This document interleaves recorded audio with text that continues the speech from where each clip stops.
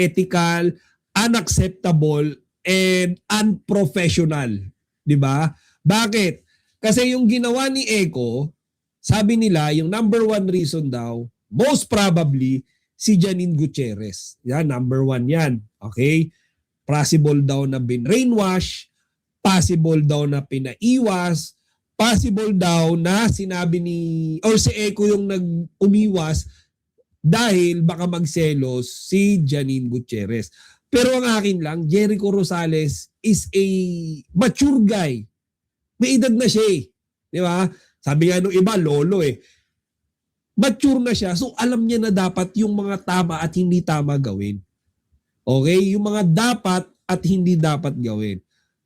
So yung ginawa niya mga kachika, sa tingin nyo ba, that is ethical? Is that professional para sa edad niya bilang senior ni Kimi? Is that morally acceptable? Sa mga nanonood, sa madlang people, ginawa niya mga chika, pinahiya niya si Kimi. Okay? So, tuloy natin na sinasabi nila Ray Pumaloy. Okay? Wala lang. Yun. Isa pa yun. Okay? Yung tanong na yun ni Kimi, nakita nyo kung paano chinicheer ni Kimi yung movie nila ni Ann Curtis. Di ba? Kumbaga, mga chika, very sincere ang pagpopromote ni Kimi ng The Loved One. Sincere. Walang halong pamamlastik, walang halong kasinungalingan. Pero nakita niyo yung sagot ni Ego? Di ba? Ang haba nga nung intro ni Kimi, may G. Ang haba, ang daming sinabi ni Kimi about the movie. Tapos nung tinanong, wala lang. Buti nga sinalo ni Ann Curtis eh. Di ba? Si Kimi hindi na nakasagot eh. Ano yung sasagot ni Kimi doon? Wala lang. Buti si Ann Curtis, parang sinalo niya, nag-freestyle na lang siya ng script, okay, para hindi mapahiya si Kimi masyado. Pero yung sinagot ni Eco, wala lang. Anong mature doon? Professional ba yun, Jericho Rosales? Di ba? Nire-respeto ko si Eco, pero yung kahapon, mga chika, parang, very drastic ang pagkawala nung respeto ko sa kanya. Well, ikaw, anong tingin mo sa ganong scenario? For me, kung ako, kung ako si Kim, syempre, medyo ma-offend ako. Kasi effort talagang binigay ko lahat ng effort. And yung ginagawa ni Kim na pag-i-introduce, talagang gusto niyang i-hype eh. Kailangan mataas na mataas ang energy. Tapos tinapat... Diba? Ang in-introduce niya, ibig sabihin, happy siya, mataas energy, hindi plastic. Totoo. Kaya ako nagulat ako, ba't grabe naman to si Jericho. Actually, sila Queen Catherine yung nagsabi nun eh, or sila Madam, sino pa ba yun? Yung mga audience natin, si Madam Ravelyn Starkey, sila yung nag-share sa akin nun about dun nga sa napansin nila. Kaya immediately, inano ko kaagad, tawag dito, pinanood ko kaagad. Pero ayun, nung napanood ko, ako rin sa totoo lang, dismayado. Ako rin, alam niyo yun, ako yung napahiya para kay Kimi. Ako yung nakaramdam nung hurt, nung rudeness na ginawa ni Eco sa kanya. Okay? Siguro kayo rin, same feeling, di ba? Sipin nyo, dinaan-daanan, and then lahat ng mga Showtime host doon, kahit yung mga guest binate, MC, hinag pa, hinag si Lassie, di ba? Ultimo nga si Ryan Bang nagbow siya kay Ryan Bang. Si Jackie, di ba? Chang Ami and all, ano ba yun? Di ba? May nabasa pa nga ako parang pati si Meme Vice, ewan ko lang kung totoo yun or fake news, pero parang hindi rin daw nagustuhan yun ni Meme Vice tsaka ni Direk Loren. Di ko lang sure kung totoo yun, pero may mga nabasa ako. tanang wala lang. Tapos syempre wala nagawa para na pag ganun na lang. Super effort nga si Kim. Talaga, as in, ang haba-haba. ang haba-haba ng linya niya. Ang haba-haba ng pag-i-introduce niya dun sa pelikula, di ba, para makapag-promote itong si Jericho. Tapos bigla siya sinagot ng wala lang. Syempre, di ba? Anong isipin mo nga naman? Kaya hindi ako nagtataka na na-offend ang Kim Paulandia sa nangyari. Kasi napaka-supportive kasi ni Kim, hindi dahil host siya ng programang yan, at dahil kaibigan niya si Ann, at syempre may tuturing niya na rin kaibigan si Jericho, dahil nagkita na O, di ba? So mga kachika, imagine niyo si Ray Pumaloy na yan. Okay? Hindi nila hindi nila tatalakayin yung topic na yan kung sila mismo hindi valid yung argument, hindi valid yung point. Hindi valid yung isinisigaw ng mga Kim Pao fans. Yung moment na ito, tinalakay dito sa aeminin, ibig sabihin valid, acceptable yung sinasabi natin na nabastos si Kimi. Diba? Kasi sila bilang mga experienced showbiz reporter, showbiz journalist, okay, reporter, news, okay, entertainment newscaster, ibig sabihin, naintindihan nila yung mga ganyang galawan. So kung sila tinakil nila yan, ibig sabihin, sang-ayon sila na nabastos nga si Kimi. Diba? So ayan, tuloy natin. rin naman sila. Iisa kasi yung network nila na karamihan dyan sa mga yan ay magkakakilala, magkakaibig. May isang network, magkakilala, magkakaibigan. So, it's a bit talaga, offensive. Pero syempre, pag kilala mo isang tao tapos gumanon, sinagot ka ng parang wala lang. Ayan, sabi dito ni Madam Irma Havelionar, parang nainis nga din si Ann. Yes. Kaya nga mga chika, nung nakita ni Ann na parang naipit si Kimi, agad-agaran, sinalo niya yung conversation. Di ba? Wala lang. Ganun. Tapos si Echo, hindi na siya nag-follow up answer, si Ann yung sumalo. Wala lang, kasi parang kami lang ganito years ago. So, yung ganun, mga chika, let's be all thankful din kay Ann, kasi close friend siya ni Kimi. Kasi kung hindi, durug na durug talaga si Kimi noon. Isipin yung intro pa lang, dinedmap, dinandaanan, and then yung question, wala lang.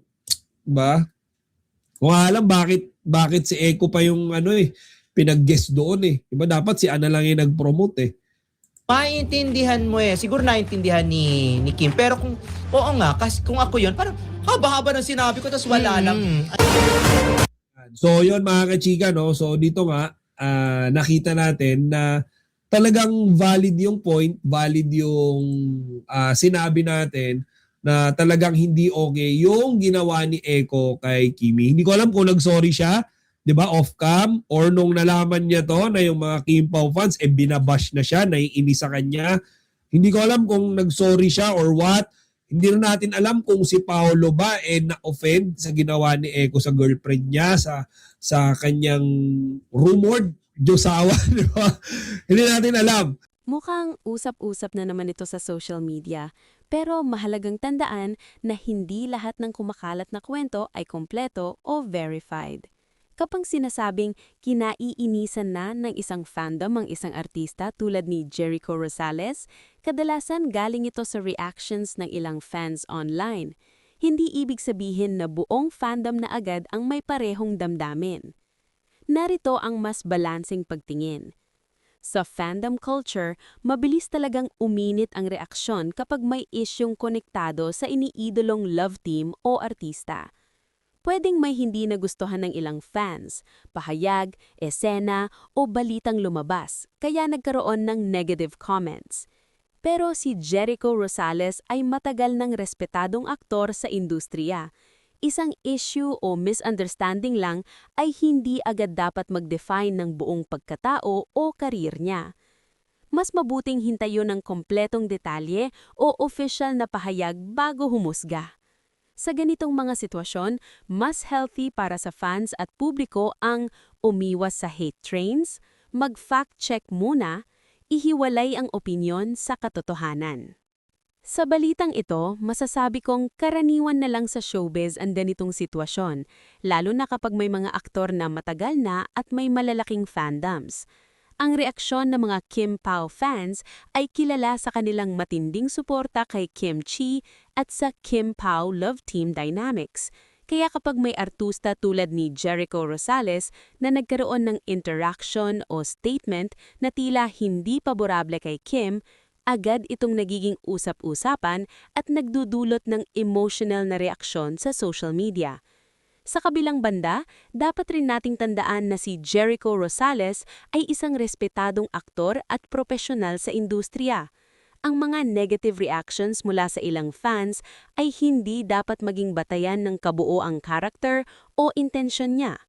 Sa ganitong sitwasyon, makikita natin ang tension pagitan ng fans' loyalty sa kanilang iniidolo at ang karapatan ng ibang artista na gumawa ng sariling desisyon o magpahayag ng opinyon.